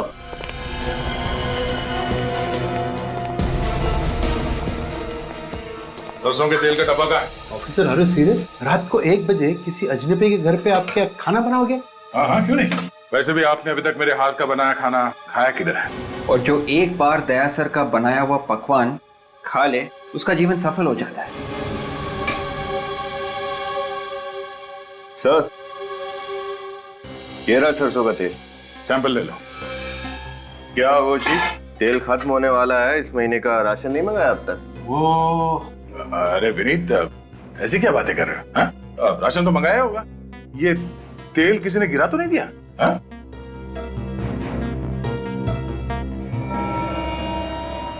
ये यहाँ पे देखो, तो चमक है यहाँ पर।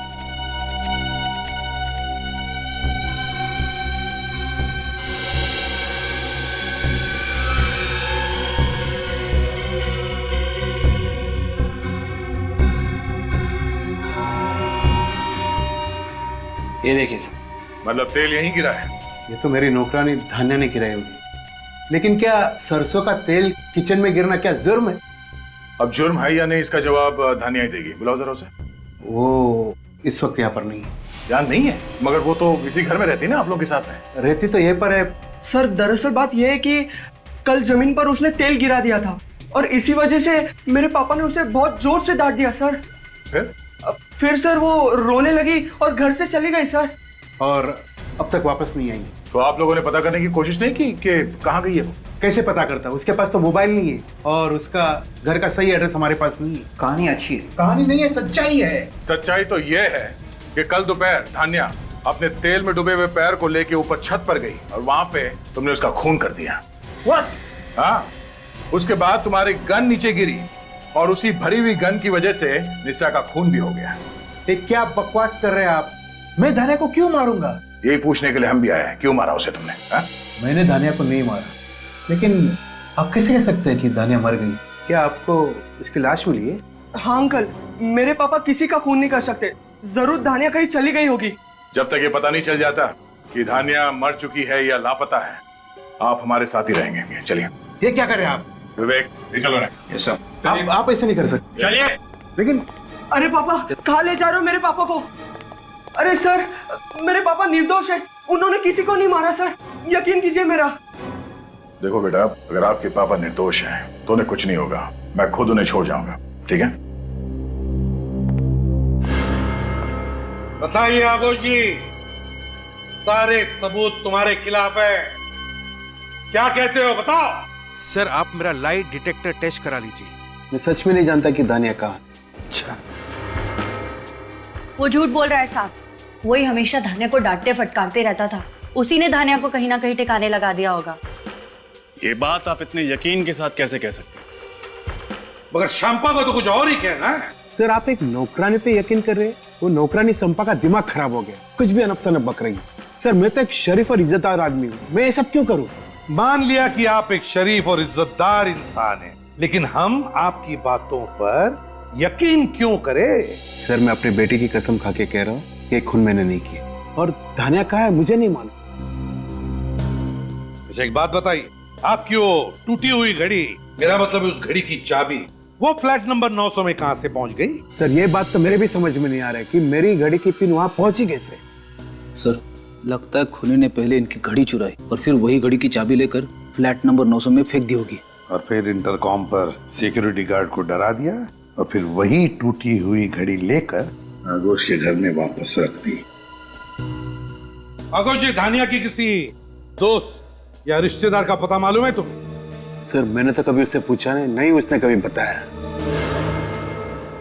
धानिया के गांव के बारे में कुछ पता है? उसने कभी कुछ बताया हो? सर वो बुढ़ा खुसट दिन रात उससे काम करवाता रहता था, उससे एक भी दिन की छुट्टी नहीं देता था। बेचारी गांव जाती भी तो जाती कैसे?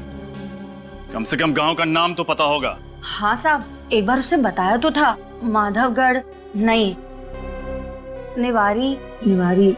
हाँ साहब याद आया, उसके गांव का नाम था मिवारी। हाँ साहब, मिवारी नाम था उसके गांव का। मिवारी। सर। हाँ राजा, धानिया के गांव का पता चल गया, मिवारी गांव। गुड, मिवारी गांव। खूनी ने बड़ी लंबी प्लानिंग की आगोश को फंसाने के लिए, लेकिन अब गांव का नाम पता चल गया है तो सारे सवालों के जवाब धानिया के उस मिवारी गांव में ही मिलेंगे।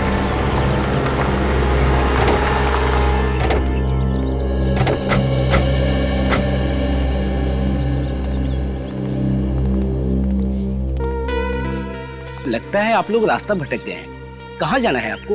नहीं, हम लोग बिल्कुल ठीक जगह पहुंचे। हमें कुछ पूछताछ करनी है। पूछताछ? आप लोग पुलिस वाले हैं? हम सीआईडी मुंबई। सीआईडी मुंबई? जी। किसे ढूंढ रहे हैं आप? इस स्केच को ध्यान से देखिए, इस लड़की को पहचानते हैं आप? ये तो धानिया है ना? बिल्कुल ठीक, धानिया। आप बता सकते हैं इसका घर कहाँ पे है? साहब उस तरफ आइए। ये रहा धानिया का घर साहब। जी साहब।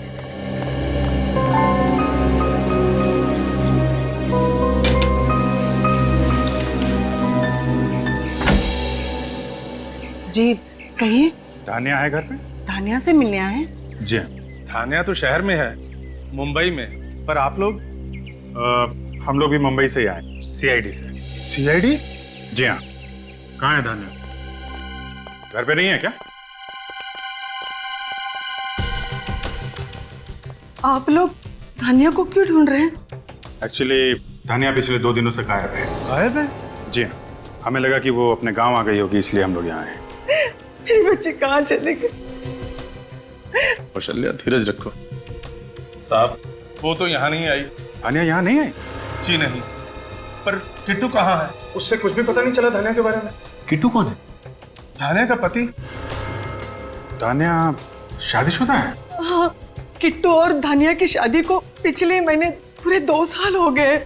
मगर किसी ने भी उसके पति के बारे में हमें कुछ नहीं बताया। पर आपको उसके गायब होने की खबर किससे मिली? आगोश से। उन्हीं के घर धानिया नौकरानी का काम करती थी, आपको तो मालूम ही होगा। मेरी बेटी और नौकरानी? ये आप क्या कह रहे हैं साहब? मैंने अपनी बेटी को हमेशा राजकुमारी की तरह रखा, उसे घर का काम कभी नहीं करने दिया। आप ये क्या कह रहे हैं कि मेरी बेटी शहर में नौकरानी का काम करती है? जो कुछ हमें पता चला है हम बस वही बता रहे हैं आपको। अगर मुझे पहले पता होता कि शहर जाकर मेरी बेटी धानिया की ऐसी दुर्दशा हो जाएगी तो मैं उसे शहर कभी ना जाने देती, इस गांव से कभी नहीं। अच्छा ये बताइए, क्या धानिया पिछले 2 साल से मुंबई में ही रह रही थी?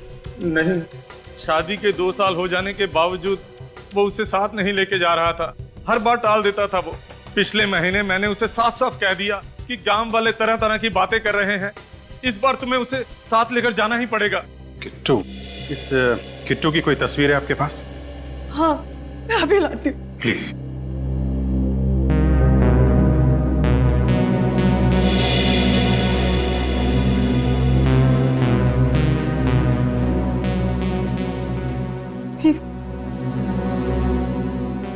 ये किट्टू है?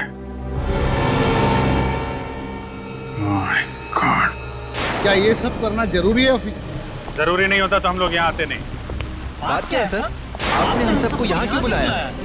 बताते हैं। सचिन, बिल्डिंग के सारे लोग आ गए? हाँ सर, सारे के सारे लोग यहाँ।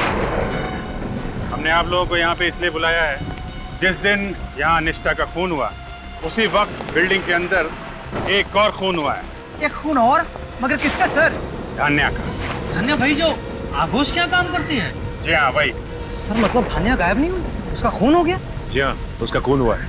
सर मुझे पूरा यकीन है उसको जरूर आघोष बाबू ने मारा होगा। तमीज से बात करो, मेरे पापा उससे क्यों मारेंगे? हाँ अरे क्यों नहीं मार सकते? कितना गुस्सा आता उन्हें, मार दिया होगा गुस्से में सर।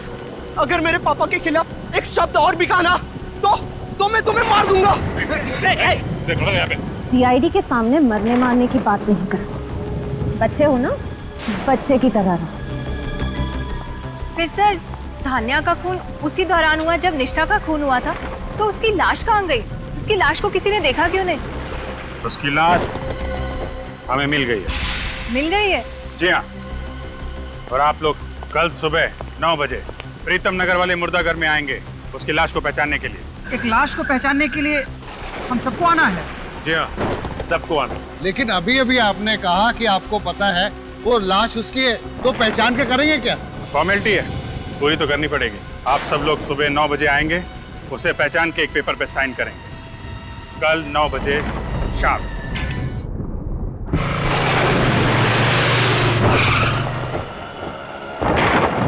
सर, आपको लगता है खूनी अपने जाल में फंस जाएगा? लगता नहीं है श्रेया, मुझे यकीन है, पूरा यकीन है।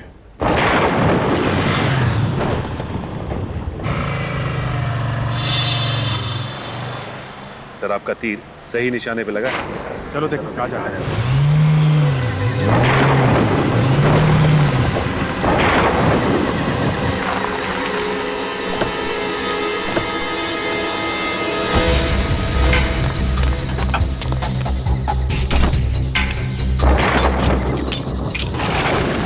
की लाश सीआईडी वालों को मिल कैसे सकती है? तुमसे कोई काम ढंग से नहीं हो।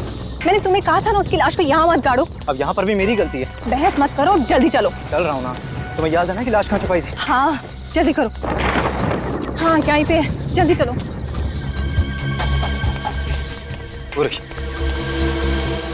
ये पकड़ो, जल्दी जल्दी मिट्टी निकालो।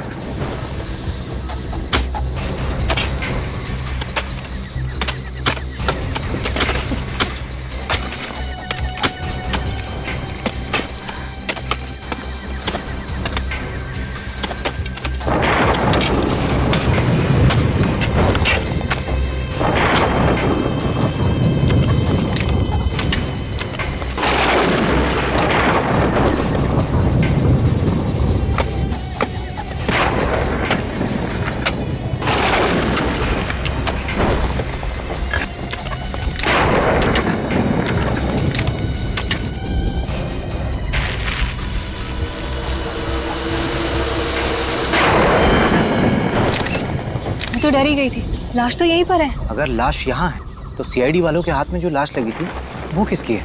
वही बताने के लिए हम लोग आए आप। सर आप यहाँ?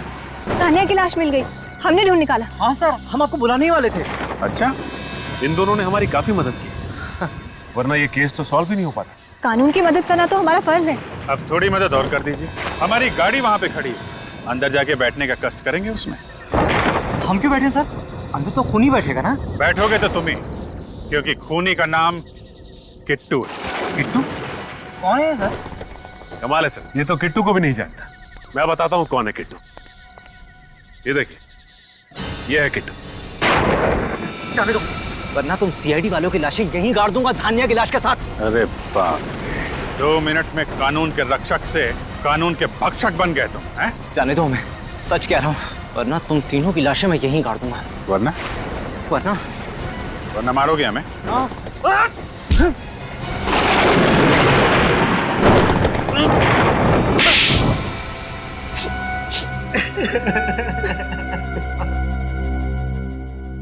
मैं ही किट्टू सर, मैं ही किट्टू।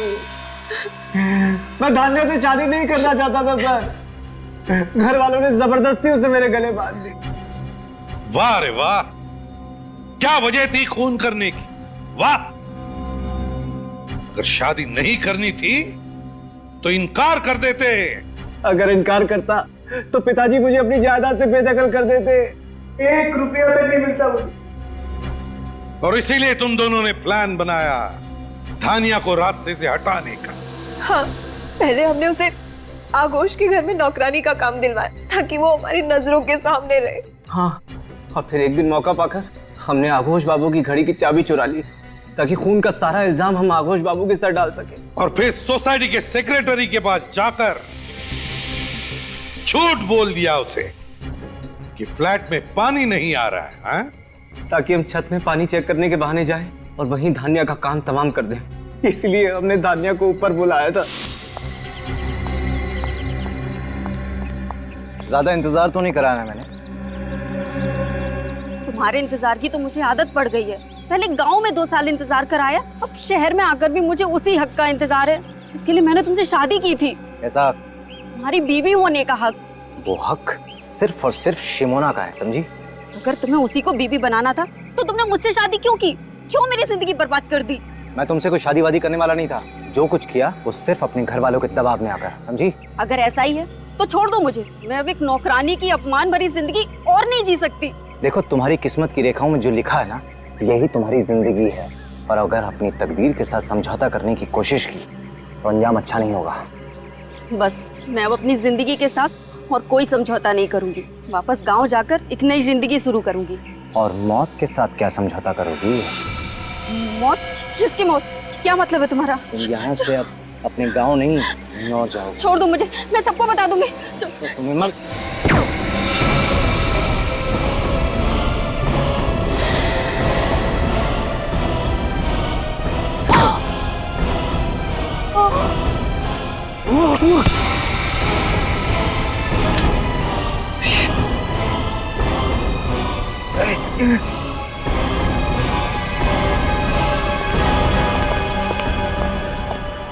ना ही मेरे हाथ से वो गन गिरती और ना ही निष्ठा का खून होता। निष्ठा का खून तो होना ही था, तुम्हारी गन से नहीं तो मोहित या वंश की गन से। एक तरह से निष्ठा की मौत का हमें फायदा ही मिला था। उस दौरान मची भगदड़ में मैं जल्दी से बिल्डिंग के नीचे गई और गन उठा ली। और फिर मुझे धानिया की लाश को छत पर छुपाने का मौका मिल गया। और फिर तुम रात का इंतजार करते रहे धानिया की लाश को ठिकाने लगाने के लिए। हाँ सर। अपने स्वार्थ के लिए तुमने 2 मासूम लड़कियों की जानें ली। क्यों? क्या हक था तुम्हें? उनकी जान लेने के बजाय अपने माँ बाप को यह कहने की हिम्मत दिखाते कि तुम्हें शिमोना से ही शादी करनी थी, तो शायद आज तुम दोनों की जिंदगी खुशहाल होती। अब तो तुम्हारी किस्मत में सिर्फ 2 ही चीजें हैं, सिर्फ 2, जेल की काल कोठरी और फांसी का फंदा। इस तरह के और भी एपिसोड देखने के लिए हमारे चैनल को सब्सक्राइब करें और बेल आइकन दबाना ना भूलें।